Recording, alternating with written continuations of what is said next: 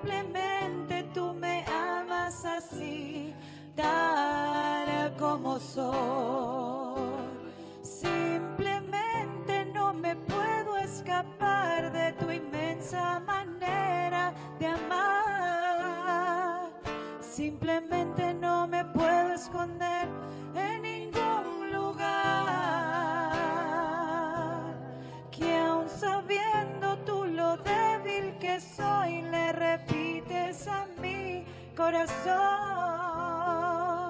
que es tu gracia la que me hace ser tu adorador.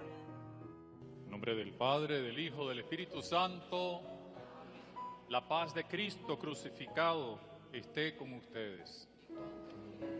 Vamos a comenzar la meditación basada en las 7 palabras de Cristo en la cruz, que nos ayuden a profundizar en el misterio de su amor y a prepararnos para la conmemoración de la muerte del Señor esta tarde en las diversas ceremonias que tendremos en todas nuestras iglesias. Te adoramos, oh Cristo, y te bendecimos.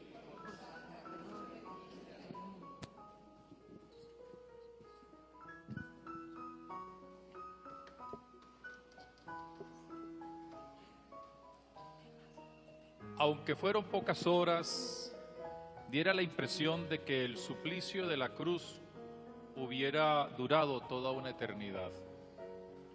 En el fondo tiene dimensión de eternidad, pues la acción allí realizada abría precisamente las puertas a la vida eterna para toda la humanidad. Así lo refleja la última palabra de Cristo en la cruz: todo está cumplido. No es el último suspiro de un moribundo que entrega su alma. Esta palabra de Jesús encierra toda su existencia terrena y toda su eterna comunión con Dios Padre. En primer lugar, es la reafirmación de haber cumplido con la voluntad del Padre de salvar a todos los hombres y mujeres de la historia. Horas antes, Jesús le pide al Padre librarlo de las angustias que le producía humanamente la cercanía de la pasión. Sin embargo, se impuso la obediencia del Hijo: no se haga mi voluntad, sino la tuya.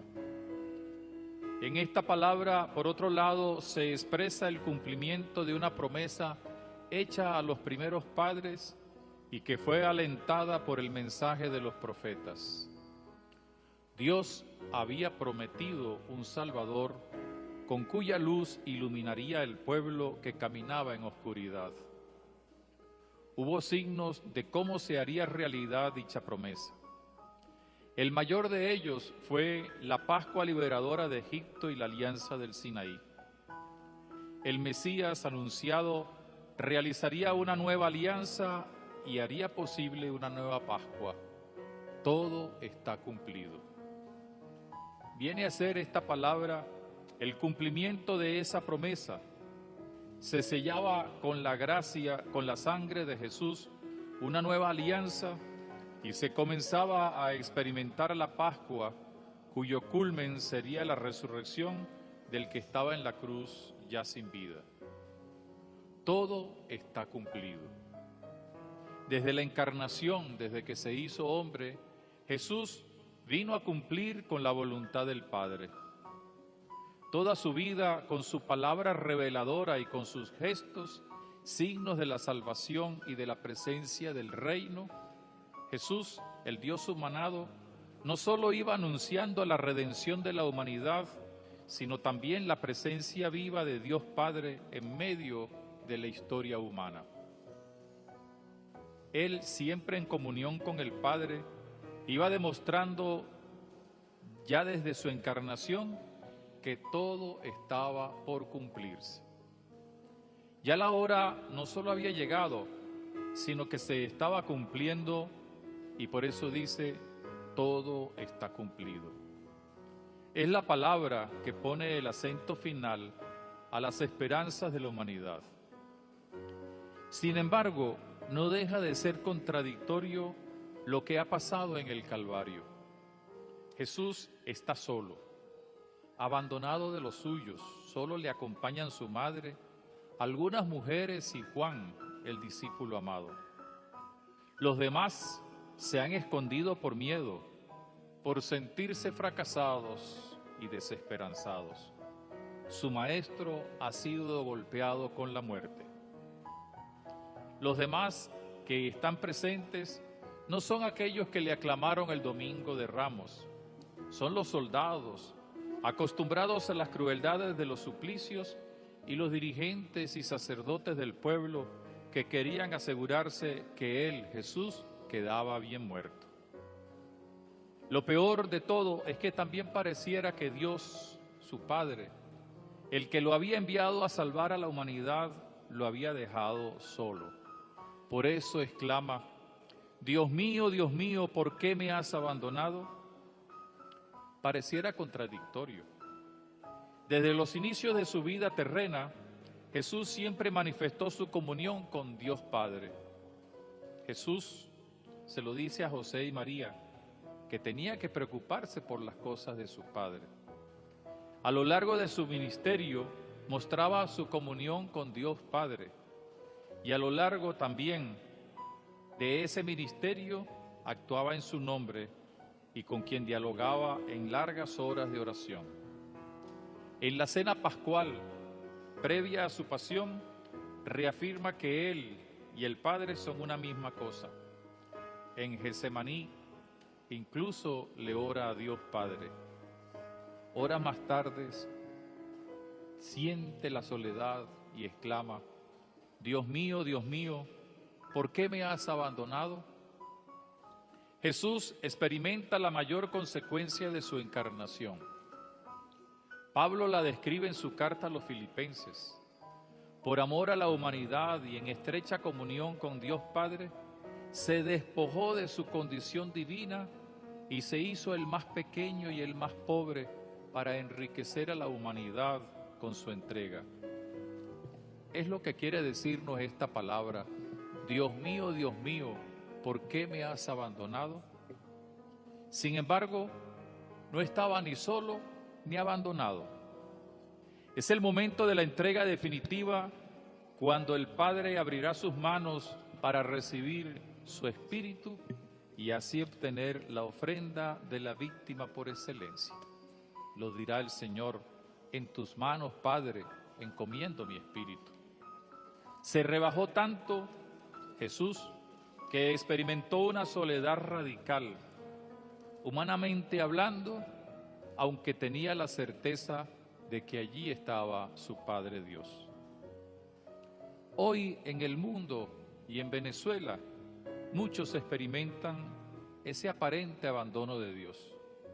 Hasta lo reclaman. Algunos lo reclaman con soberbia, como pensando que Dios ha prescindido de ellos, o porque quieren pedirle a Dios lo que Él nunca nos va a dar. Pero los auténticamente pobres, aún en medio de su dolor y del hambre que sufren, son los únicos que llegan a pensar que Dios no los ha abandonado. Y hay algo muy interesante. Ellos, los pobres, no han abandonado a Dios y siguen teniendo su confianza puesta en Él. Entonces, pueden ir descubriendo que Dios mismo se ha bajado a ellos, se ha desprendido de todo para acompañarlos y darles lo que requieren. Quizás no lo experimentan de una vez, pero van sintiendo que Dios está allí. La gente de verdadera fe sabe que Dios no nos abandona. Dios se da a conocer y se va acercando a través del testimonio de caridad y misericordia de tantos hermanos que comparten con quienes sufren.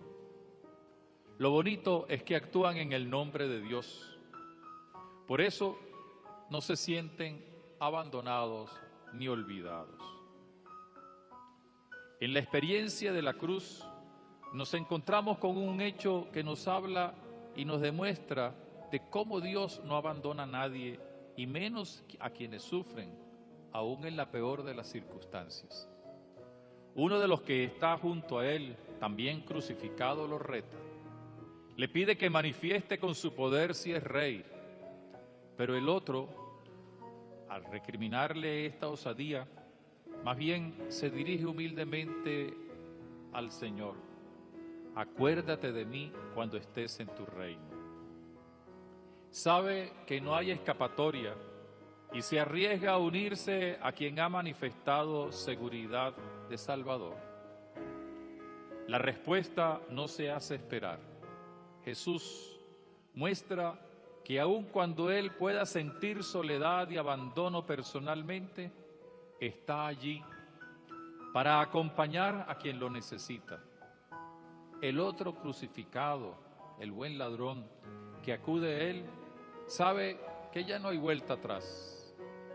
Aún así, sabe que puede encontrar la pequeña y gran compañía del Señor, que le dice: hoy estarás conmigo en el paraíso.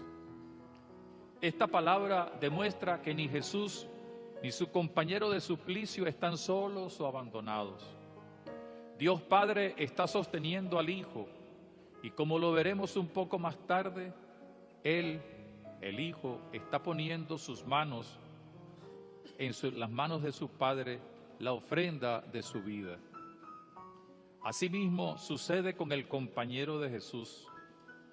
Él, Jesús, le está tendiendo su mano para asegurarle que hoy, ese Viernes Santo, no otro día, en el momento de suplicio y de la muerte, estará en el paraíso.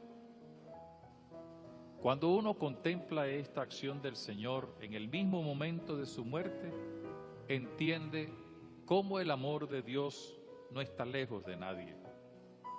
Quizás otro le hubiera dicho al buen ladrón que esperara, que sufriera igual, que no era hora de estar buscando nada.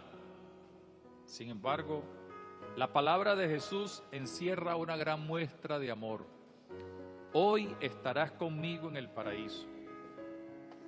No es el paraíso al estilo humano, sino el de la eternidad del encuentro con Dios. Lo mejor es que ya lo comienza a vivir y disfrutar aún en medio del dolor. Hoy estarás conmigo en el paraíso. La palabra del cumplimiento adquiere un sentido con esta acción también liberadora de Jesús.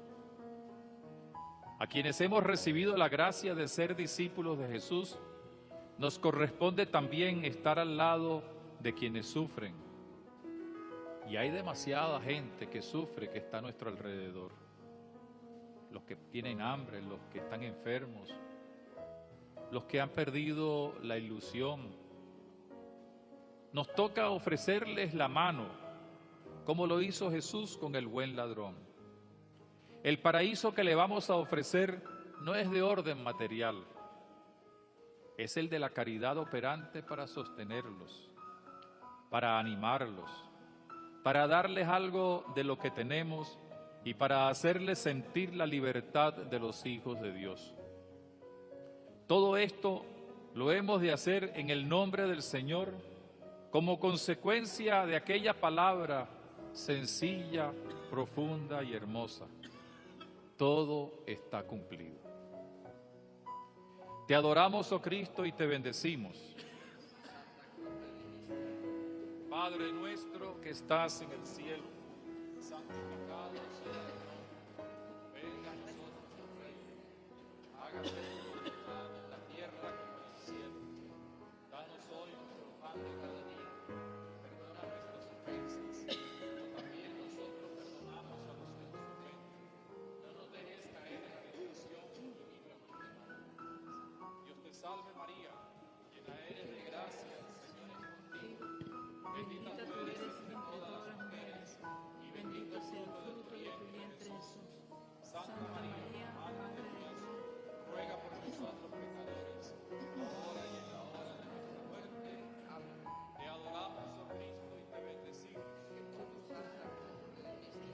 Cualquier tipo de suplicio, sobre todo si se está en la etapa final del condenado a muerte, genera miles de reacciones, desde el miedo hasta la desesperación, desde el hambre hasta la repulsión de todo tipo de alimento, desde la angustia hasta el grito de auxilio, desde la desilusión hasta el odio.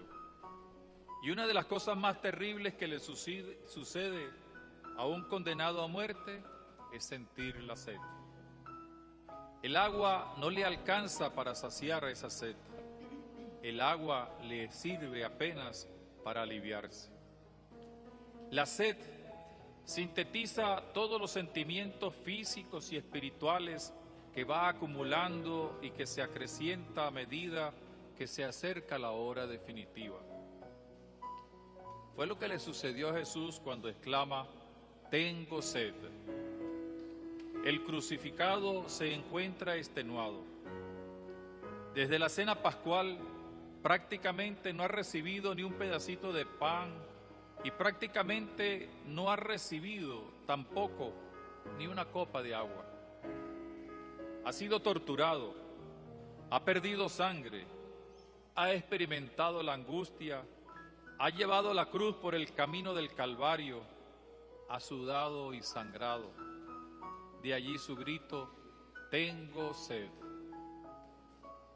En cierto sentido es lógico que lo haga. Al menos con un sorbo de agua fresca puede soportar algo del dolor del suplicio y hasta sentir que se puede vivir un poquito más. Lo lógico sería que alguien le hubiera dado un poco de agua. Sin embargo, uno de los soldados le acerca una esponja a sus labios, llena con una pócima amarga.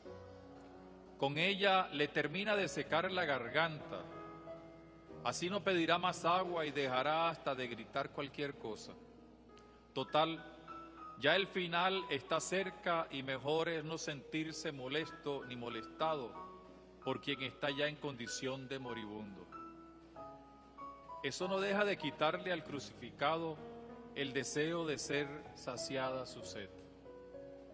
No podrá gritar, no querrá recibir otra pócima amarga, pero aún se siente el eco del grito: «Tengo sed».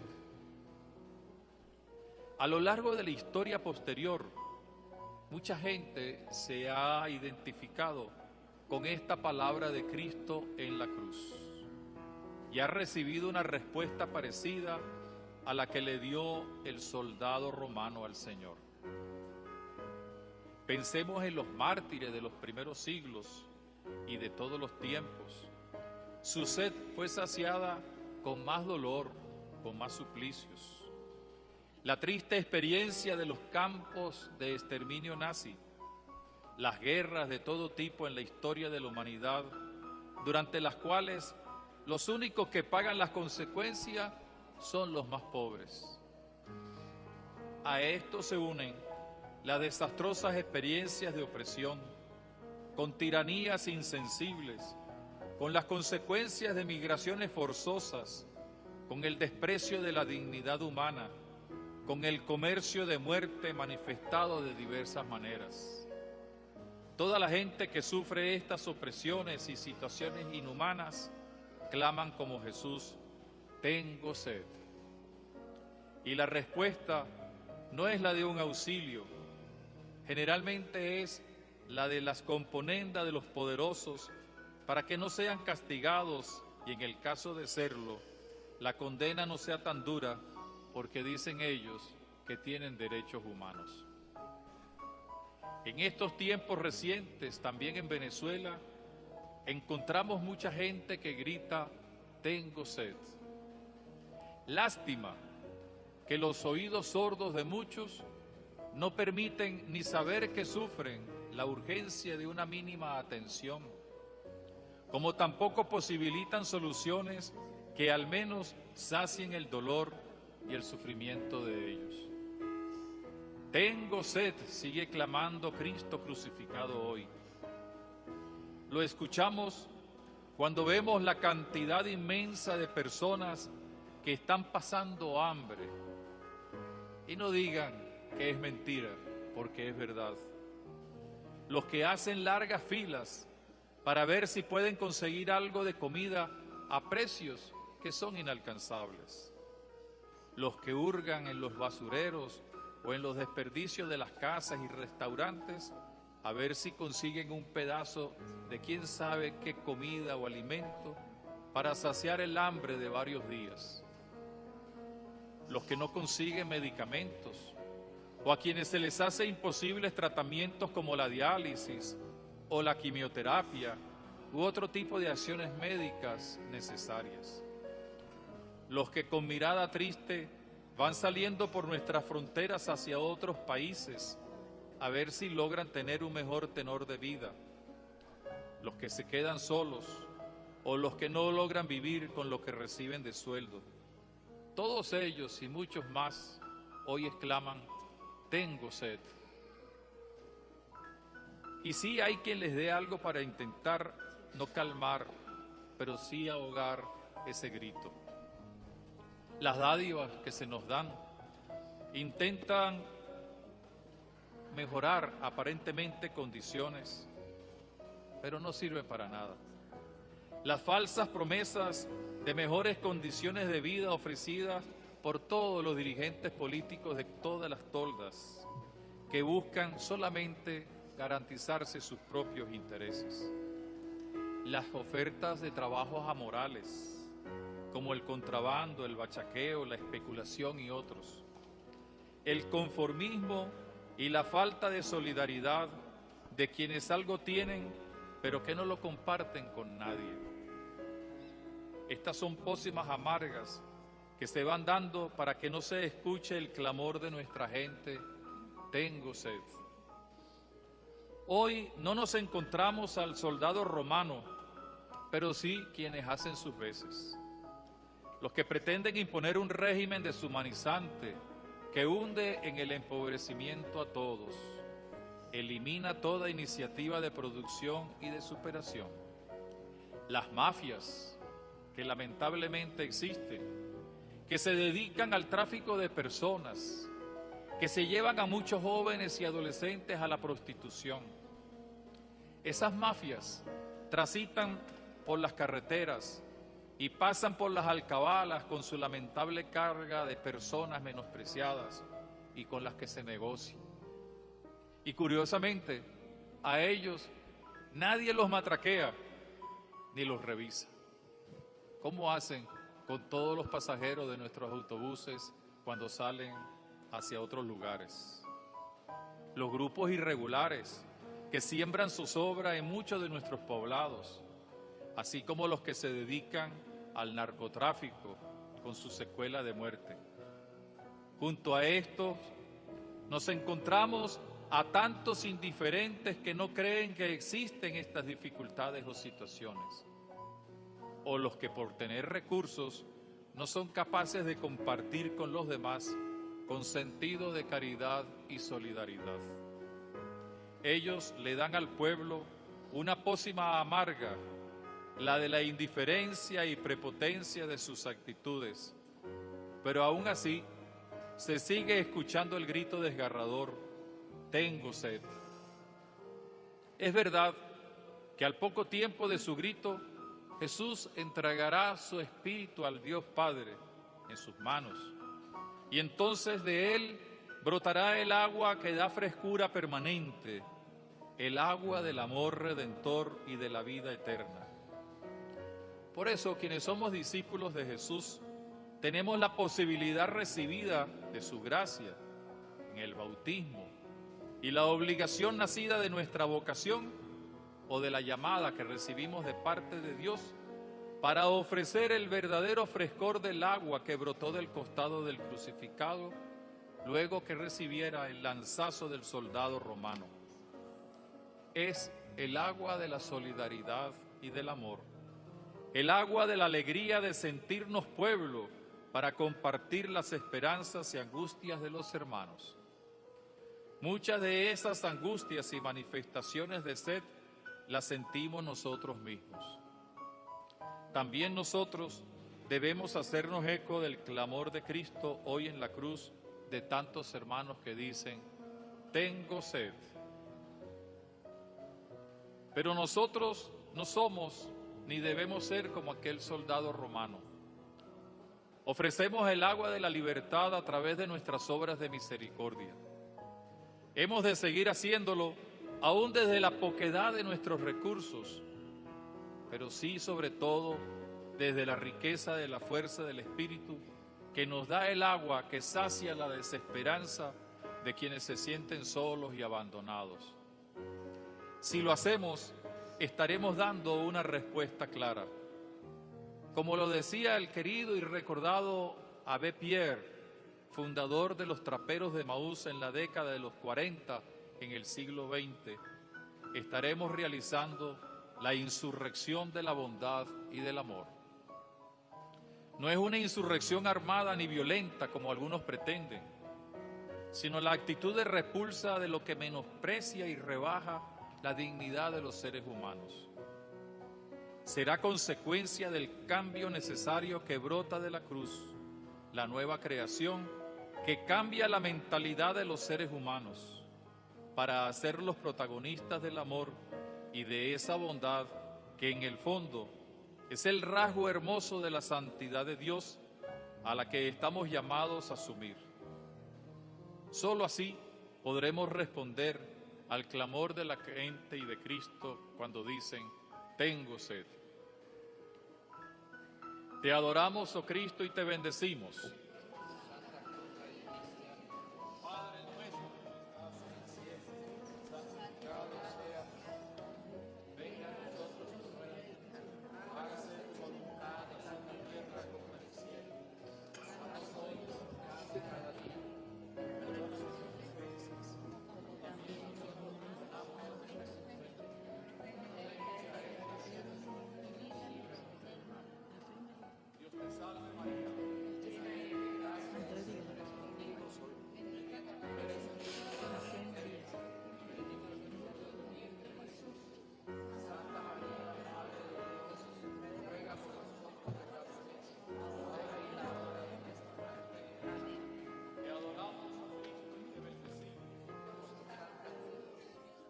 Anuncio de tu ángel de amor, en cambio creyó en tu palabra y se hizo tu esclava en un acto perfecto y de fe.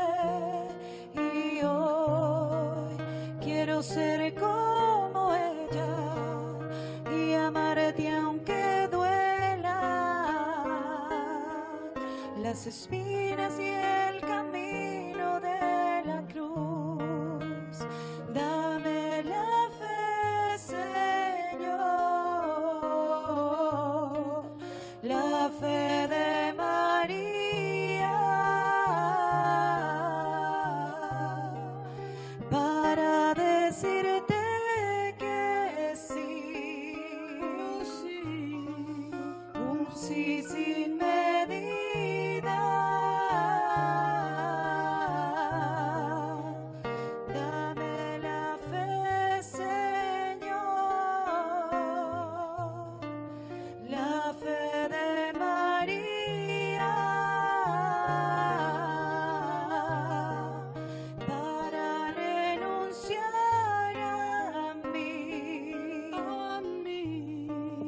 Entregarte mi vida, aunque traspasaron con una espada su corazón y su alma lloró el dolor de tus heridas.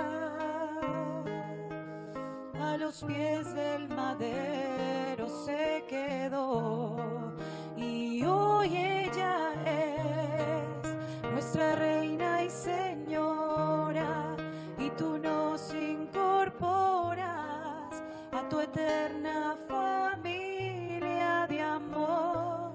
Y hoy en tu amor quiero permanecer postrado a tus pies. Es lo único que un día llevaré. Dame la fe,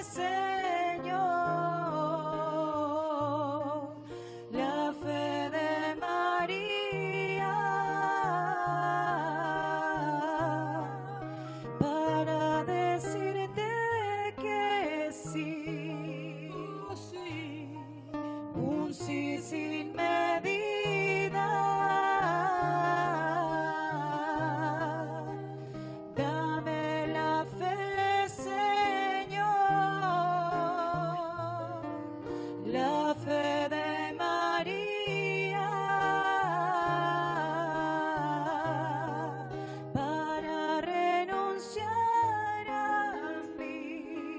a mí y entregarte mi vida.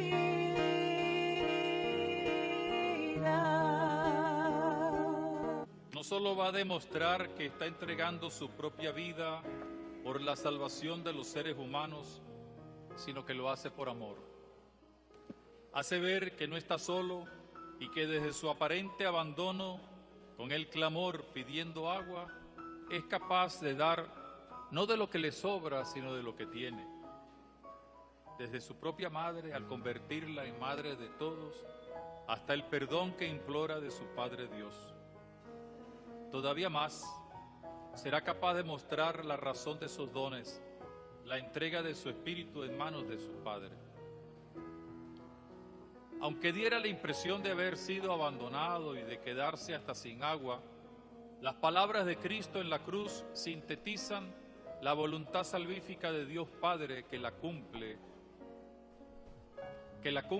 el Hijo entregado como víctima en la cruz. Todo se cumple. Si bien pareciera ser una historia de abandono y de soledad, Él rompe esa impresión con el don especial que le concede a los discípulos y a la humanidad cuando dice: Hijo, he ahí a tu madre. En el momento solemne de la muerte, vuelve a repetir lo que siempre hizo en su ministerio: dar, y dar con generosidad. De allí que le entregue a la humanidad la maternidad de su madre, para que sea ella fiel compañera, maestra y ejemplo de lo que hay que hacer. No es un mero don hacia los discípulos y la humanidad. Jesús le entrega al cuidado del discípulo y a la misma humanidad la soledad de María. Mujer, he ahí a tu hijo. Con esta palabra, Jesús demuestra lo que es el evento de la cruz: donación, dar, entregar en el amor. Por amor, María se convierte en la Madre de Dios y desde el amor de su Hijo llega a convertirse también en Madre de la humanidad. La soledad de la humanidad, golpeada por el pecado y la oscuridad de la muerte, llega a transformarse en comunión y acompañamiento. Comunión de la madre para los nuevos hijos y viceversa. Acompañamiento mutuo hasta el encuentro definitivo al final de los tiempos. Desde ese momento la madre fue recibida por los discípulos y la humanidad, y así se convierte en la más poderosa intercesora ante el Hijo por los nuevos hijos. Esta palabra: mujer, he ahí a tu hijo, hijo, he ahí a tu madre, habla de la iglesia. María es modelo de lo que tiene que ser la iglesia, madre. En María descubrimos cómo la iglesia es recibida por la humanidad, a la par que la humanidad es recibida por la nueva madre, es decir, la iglesia. Con ello se hace extensible en la historia posterior la fuerza redentora de Jesús. La iglesia no solo anuncia el evangelio de la salvación, sino que acompaña a todos los seres humanos en sus alegrías y penas, en sus gozos y esperanzas, en sus problemas, dolores y angustias. Como parte de su vocación y siguiendo el ejemplo de María, la iglesia está llamada a permanecer cerca de los seres humanos, creyentes y no creyentes. Es voz de los que no la tienen, es capaz de dar agua a los sedientos, de extender su mano solidaria para quienes sufren.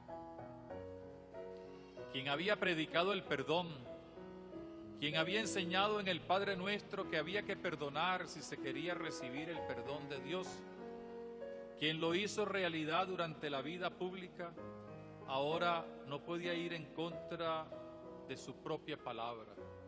Por eso dice: Padre, perdónalos porque no saben lo que hacen.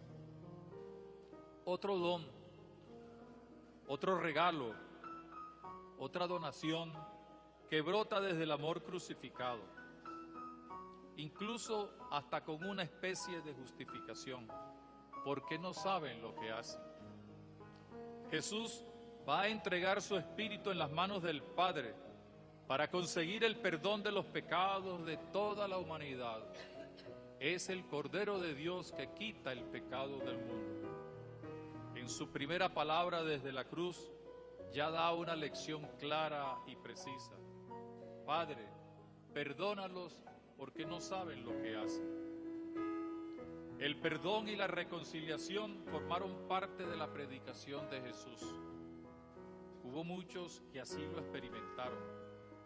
Otros lo llamaron blasfemo por eso, y hubo también indiferentes que no hicieron caso. El perdón no significaba en ningún momento impunidad. Implicaba la conversión que el mismo Jesús predicó desde el inicio de su ministerio público. La conversión no era solo arrepentirse de los pecados y sentirse libres del mismo, sino también conllevaba un cambio de vida. Así lo enseñó Jesús. Un ejemplo de ello lo vemos en el episodio de la mujer adúltera. En el diálogo con Nicodemo, Jesús también garantiza que su entrega era para salvar y no para condenar. Ahora en la cruz lo vuelve a enseñar desde su propia experiencia existencial. Padre, perdónalos porque no saben lo que hacen.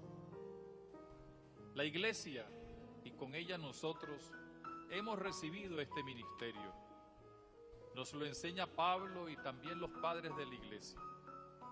No se trata de un acto puntual, sino de una enseñanza, una catequesis que permite a quien está en el pecado y la oscuridad optar por Cristo y por una vida nueva ya recibida en el bautismo. Hoy en Venezuela, así como tenemos que ponernos al lado de los sufrientes, tenemos la obligación de decirles a quienes oprimen de diversas maneras, como lo hemos visto, que deben convertirse. Los que están en la corrupción deben dejar de ser corruptos. Los bachaqueros deben dejar de ser bachaqueros. Los contrabandistas, los que matraquean, los que hacen el mal, deben cambiar. Hay que dar signos para ello, desde dejar la maldad y asumir sus propias responsabilidades hasta demostrar que es la luz de la verdad la que definitivamente va a orientar la vida. Por ello, invitamos a quienes están en el camino de la maldad, los corruptos, los que forman parte de las mafias del narcotráfico, del tráfico y trata de personas, del contrabando y del menosprecio de la dignidad humana, de quienes quieren destruir la familia e introducir antivalores que rebajan a la persona humana, de quienes prefieren delinquir, robar y asesinar, de quienes propician el negocio de la pornografía, de quienes abren caminos a la mediocridad y a la maldad. Les pedimos en el nombre de Dios que se conviertan, que se unan a quienes de verdad queremos seguir en el camino abierto por Jesús, ese camino que conduce a la plenitud de la vida. A ellos les invitamos a sentir la fuerza de la palabra de Dios en aquella palabra de Cristo en la cruz, cuando dice: Padre, perdónalos porque no saben lo que hacen. En el fondo, todo se sintetiza en seguir a Jesús. Él ha indicado qué significa tomar la propia cruz. Es cierto, pero con la decisión de ver y experimentar en ella el amor que todo lo puede. Ese amor en Cristo se expresa porque Él es el sacerdote que entrega la víctima propiciatoria y reconciliadora al Padre. Resulta que esa víctima es el mismo Señor Jesús, y lo dice: en tus manos, Padre, encomiendo mi espíritu. En esta palabra se manifiesta que todo está cumplido, es decir, que se ha hecho realidad la voluntad de Dios Padre, que quiere que todos los hombres y mujeres de la historia se salven. Esta palabra demuestra que Jesús no estaba solo, sino que se había despojado de toda prerrogativa para poder entregarse totalmente como ofrenda de amor. Porque en tus manos, Padre, encomiendo mi espíritu. Jesús es capaz de transformar su sed en un manantial de agua para tantos que la necesitan, el agua de la salvación. Por eso mismo podemos entender cómo le tiende la mano al buen ladrón para asegurarle que ese mismo día estaría con él en el paraíso. De igual manera, con esa entrega, podemos entender el don de la Madre María para todos en la humanidad y de la Madre Iglesia para continuar en la historia su obra de salvación. Asimismo, podemos entender cómo pide el perdón para sus torturadores y para quienes lo entregaron al suplicio. Por el bautismo, también nosotros hemos sido capacitados para imitar a Cristo, ya que hemos sido convertidos en ofrendas vivas. Lo podemos y debemos hacer en nuestra vida familiar y comunitaria con lo que somos y tenemos. Es una ofrenda al estilo de Cristo, llena de amor, con la fuerza del Espíritu Santo. Porque lo somos, ofrendas vivas. Entonces también debe ser una expresión de nuestra opción por los más pobres y excluidos. En particular, donde impera el pecado, la maldad y la oscuridad, para que sientan quienes están allí que Dios les ama y que pueden transformar su vida con su gracia. También nos la jugamos por la salvación de los demás al estar identificados con Cristo, quien fue capaz de ser causa de salvación. Por eso Él dijo: en tus manos, Padre, encomiendo mi espíritu. Te adoramos, oh Cristo, y te bendecimos.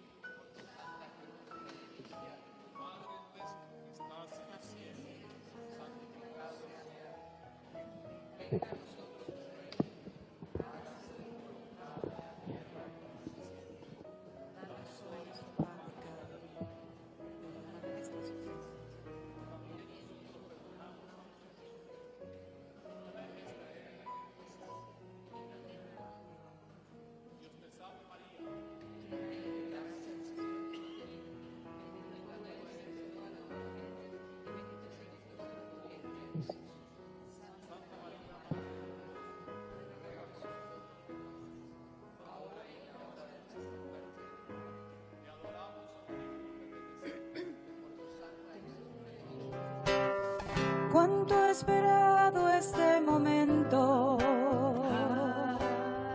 cuánto he esperado que estuvieras así, cuánto he esperado que me hablaras, cuánto he esperado que vinieras a mí. Yo sé bien lo que has vivido, sé también lo que has llorado, yo sé bien lo que has sufrido, pues de tu lado no me he ido, pues nadie te ama como yo, pues nadie te ama como yo. Mira la cruz, esa es mi más grande prueba. Nadie te ama como pues nadie te ama como yo, pues nadie te ama como yo. Mira la cruz, fue por ti, fue porque te amo. Nadie te ama como yo.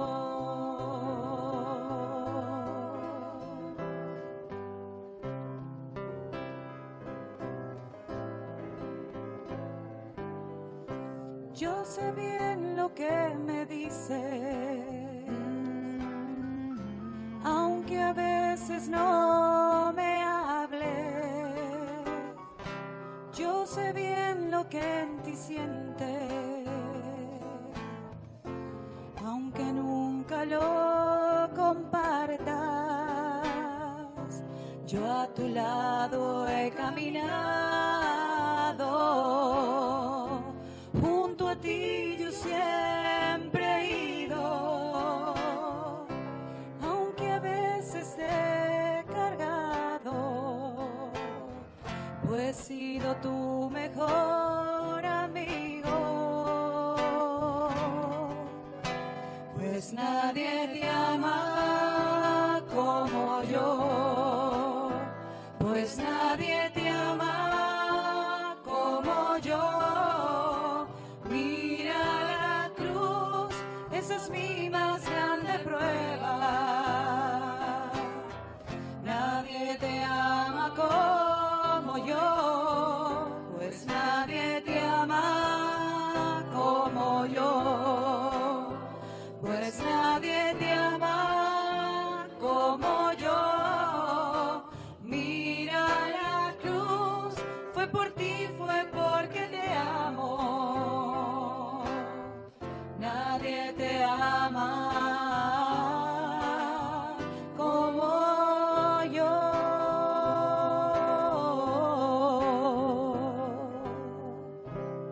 Culminamos la meditación de las 7 palabras de Cristo en la cruz. Ojalá no haya sido un simple ejercicio de piedad o una meditación más, sin referencia a la vida concreta. Hoy, como nos han enseñado los papas, la gente cree más a los testigos que a los maestros.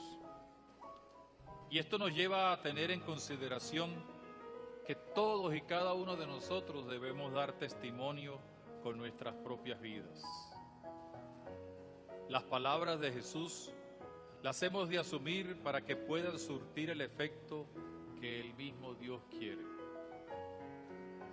En medio de la crisis que sufrimos, la acción decidida de nosotros, los cristianos, los católicos, tiene que ser un oasis en el desierto por el cual transitan tantísimos hermanos nuestros.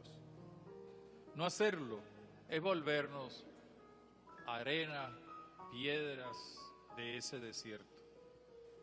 Hacerlo es ser capaces de dar el agua que se necesita ante tanta sed que se experimenta hoy en día.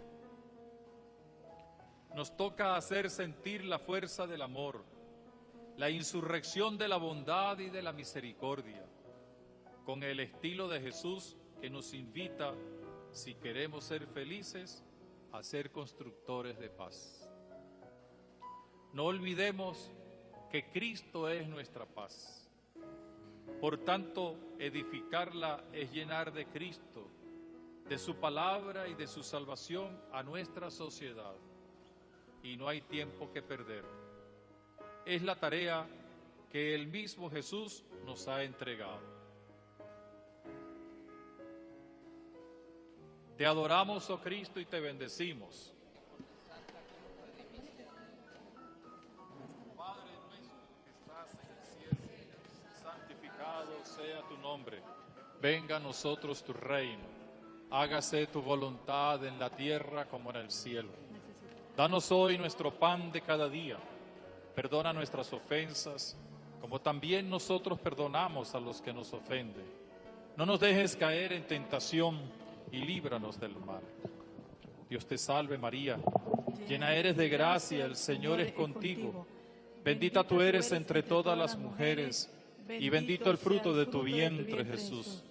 Santa María, Madre de Dios, ruega por nosotros pecadores, ahora y en la hora de nuestra muerte. Reafirmamos nuestra fe en Dios diciendo, creo en Dios Padre Todopoderoso, Creador del cielo y de la tierra.